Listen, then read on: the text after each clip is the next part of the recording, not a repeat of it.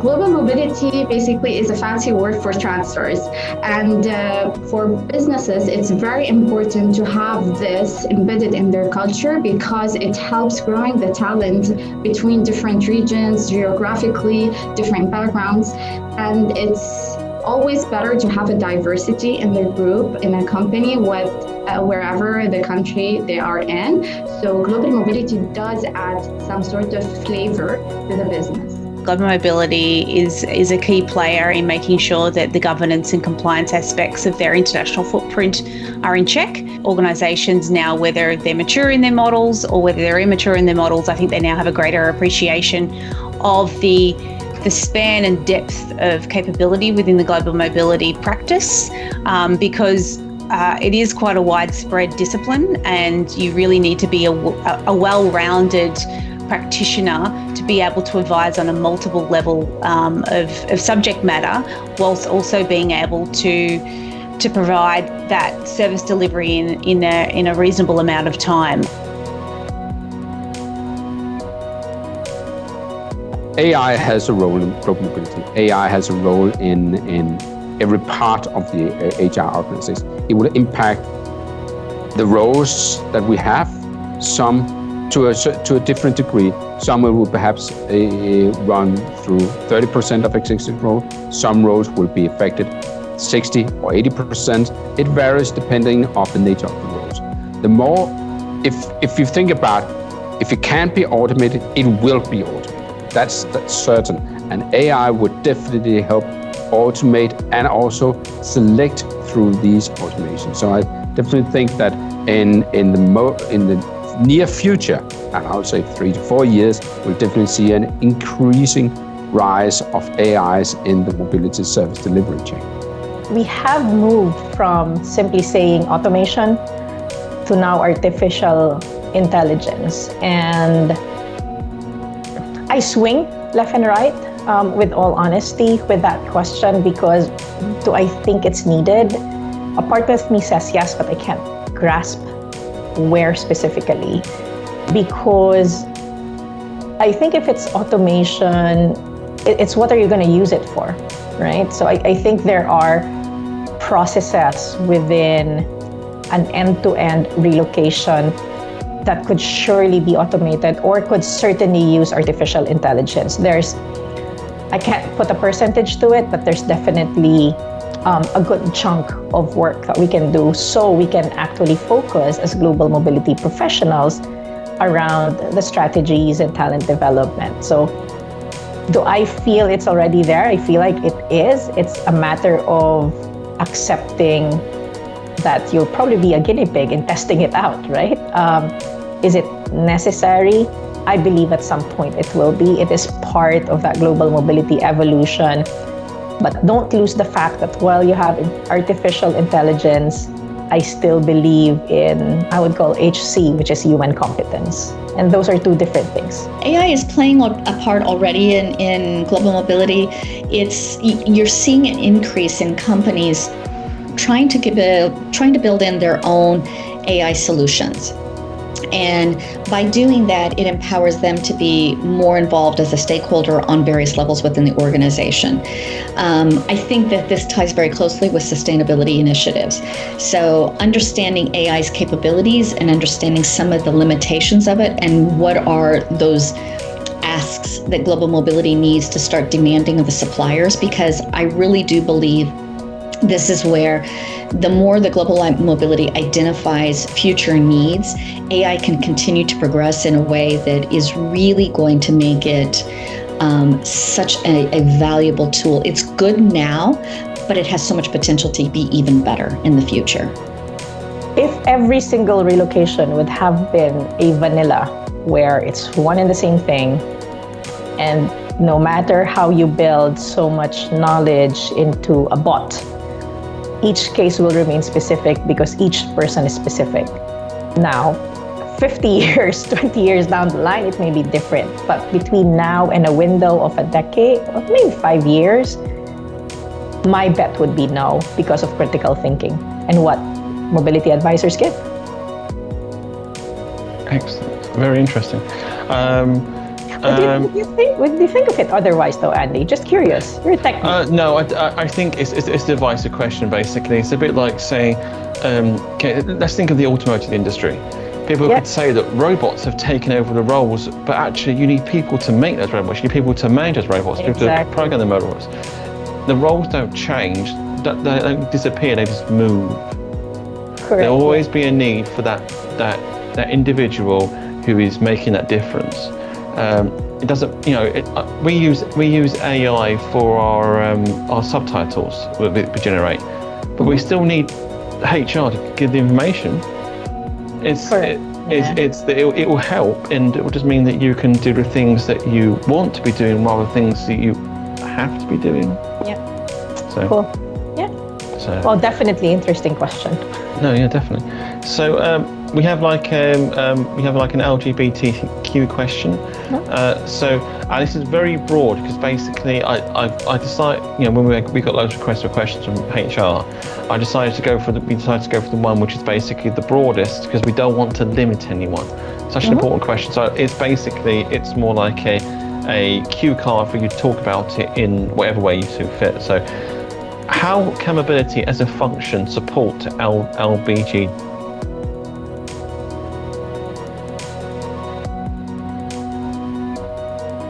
Bots are already in a lot of organizations, and it will continue to grow in that area where people will be able to get access to information through AI. So yes, it definitely will. I think a mobility advisor will evolve along with the technology such as AI, but I don't think you can do away with a mobility advisor completely. To some extent, it actually could replace the advisor role in some situations, but not all.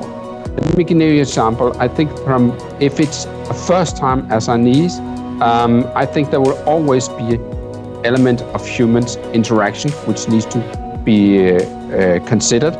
The warm hand in combination with the more cold hand, that is the AI. And I think that would be relevant in many situations.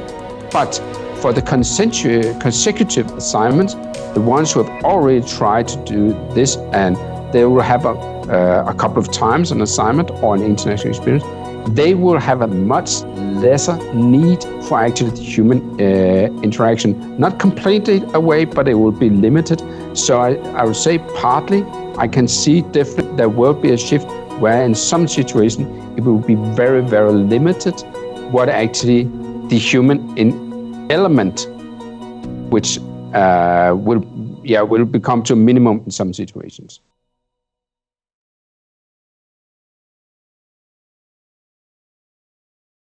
Artificial intelligence, machine learning will have an important role in the global mobility, especially with the predictive analytics. I can see this type of technology to help us predict, employees who are who can be the right individuals for being sent on assignments globally. It can help us to build this pool of employees we can easily, basically ask to go on assignments. This new technology with artificial intelligence, also with, nowadays are very popular different chatbots. I think we can start using them also in global mobility as well. They can help us to improve the employee experience. I believe they can also help us, answer some of the most common questions that we see on a regular basis. And instead of a global mobility professional being responsible to answer these, common questions, we can use, this kind of, the chatbots where the employees can just, enter their questions and they can get the answers instantaneously. So I really believe that in the future, artificial intelligence will have can have a really important role. I don't think that the global mobility advisor will ever be replaced because you have too many compliance challenges, and there's no way that you can really fully meet those challenges. And you also have that employee experience that if you try to create self-service and try to make this all without any people, one, it's a people industry. That's first and foremost, it is a people industry. So you need somebody, one, holding the hand, helping to ask those questions, helping to listen. I think there is value in self-service options, for example, on what are the benefits, being able to go in and select the benefits, or being able to self-manage lump sums, or however that is. I'm not saying that they're not valuable, but it's not going to replace a global mobility professional because you need that interaction. And I think the other piece of this is that you can't predict what's going to happen. The pandemic really showed us that. And I'll give you a situation that happened where I had families that they needed to travel back for very challenging family circumstances. And so for one, it was really a matter of finding that avenue to get them that exemption travel waiver so that they could travel. The face that I saw at the other end of that phone call and that team's call whenever they finally got that and they knew they could go home was priceless, because you need to have that person that can be there, that can support them, that can fix any kind of problem or try to fix the problem. And if you're not able to fix it, at least understand what's going on and everything that was done on their behalf, because then they feel supported in the process. So any self-service can do a lot of things, but you can't fix that.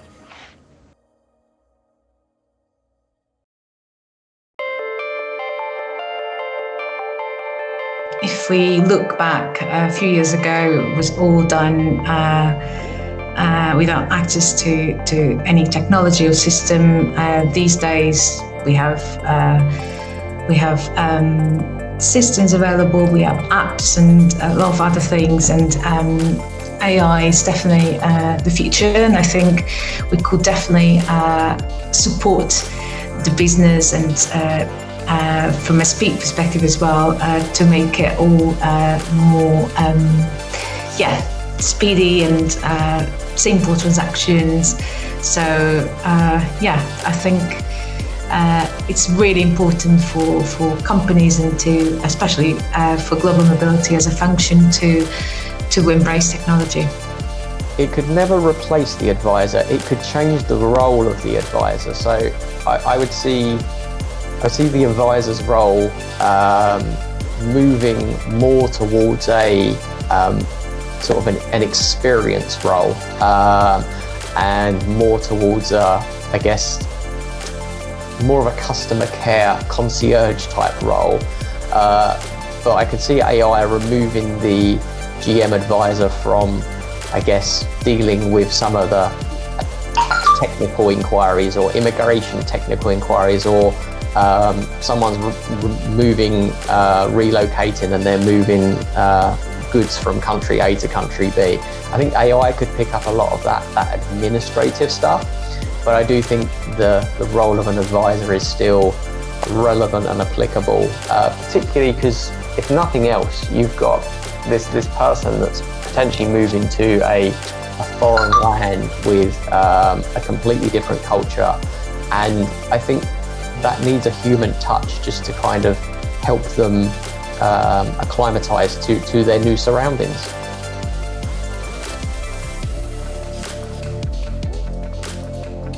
I think it's important to have a bit of both, because yes, with technology you can provide instant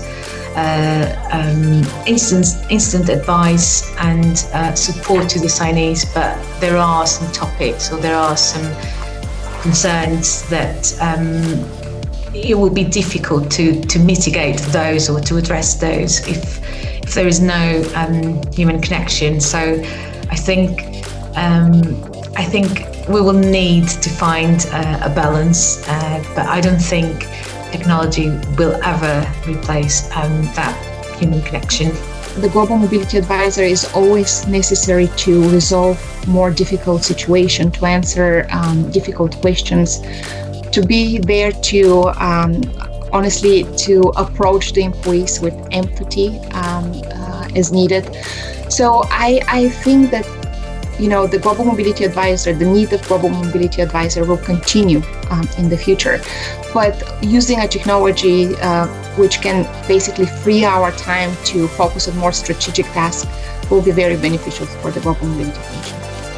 So future of work, in the sense that where mobility plays through is that we move people to jobs. But what the pandemic has thrown up is the possibility of now moving jobs to people.